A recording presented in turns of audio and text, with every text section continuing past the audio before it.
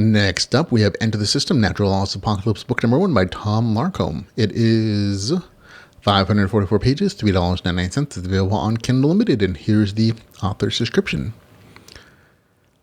What do you do when the world as you know it changes dramatically with little notice? When the natural laws no longer apply in all cases, the only thing to explain why is a system that seems to have access to everyone in the world. That's an interesting way to ask a question. Mark's home from college on break, spending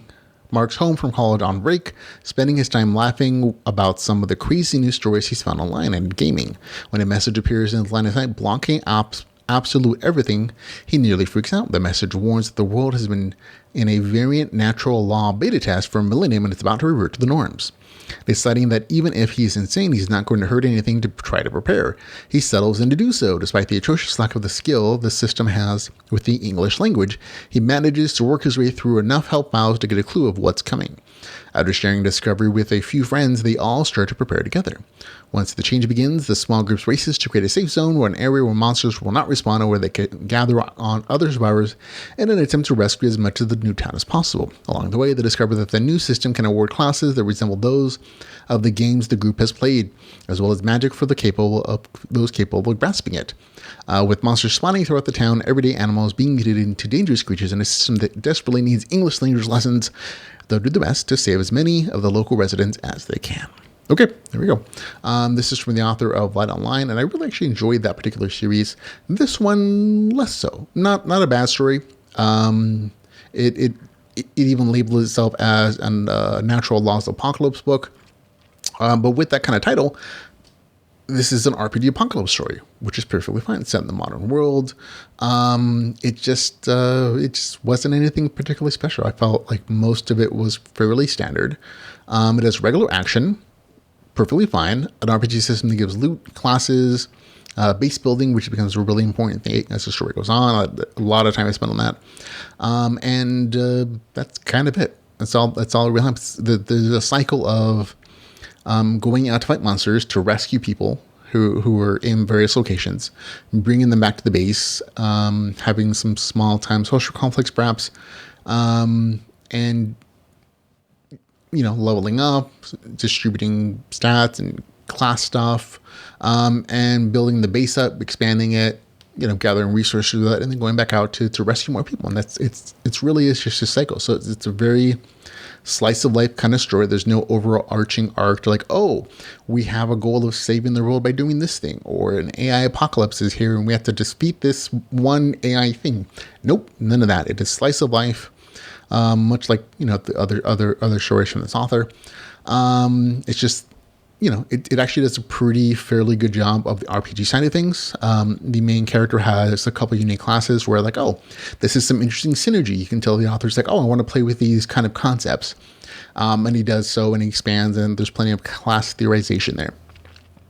Even the base building stuff is really nicely done. It's very thorough.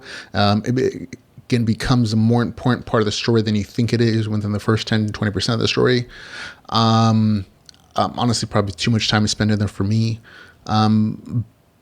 But the apocalypse side of things was super lacking. For an RPG apocalypse story, this is a pretty safe and bland kind of apocalypse. I'll be honest. If there was any kind of apocalypse I was going to be in, this would be the most survivable. I mean, just about everybody he rescues lives through it. There are occasional like, oh, we had some people die.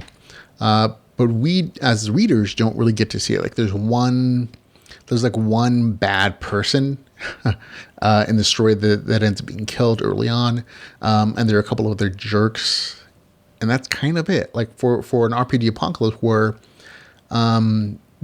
everybody's pretty darn nice, and I'm like, oh, okay, that's definitely a distinctive choice, and I respect the author's right to do so. It just doesn't mesh with me. Of what an apocalypse is supposed to be my reference point for that is like, oh, The Walking Dead or other apocalypse stories where humanity just the worst comes out of it because your regular resources like food, water, shelter, safety are gone. And so people are struggling and people are dying left and right, and it's much darker and that doesn't exist here. Like the main characters have some very early successes, even though they're just supposed to be regular regular teens and gamers, and not particularly athletic. They do surprisingly well in the early part of the story, getting their base and their station set up. And I get on a story level why that has to happen so that they can expand the town building base elements of it. But it felt like it was a little bit easy for them. Like there wasn't really a ton of struggle. They struggle a little bit more as the story goes on. Like I said, as the story continues on, things expand and the story gets a little more balanced, but it never really gets dark. And that's something I definitely expect from anything called an apocalypse of any kind. So for me, not a bad story, just nothing too surprising. If you're a big fan of base building, I think you'll probably like this a lot more. Like I like base building, I do. It's just that I'd say more than half the story is, I want to build this thing, and I got to gather these resources, and what should I do with this, and expanding things, and it's a good portion of the story. And so if you're really into that, you'll really enjoy this. I'm not into it as much as that. I definitely prefer other types of development, like the main characters, classes, and more action adventure stuff. So it is what it is. Gets a score of 7.2 out of 10, which again, good score. It's not a negative score in any way, shape, or form. It's just, it's on the lesser side of my enjoyment. So that's Enter the System, Natural Laws of Apocalypse, book number 1, with the score of 7.2 out of 10.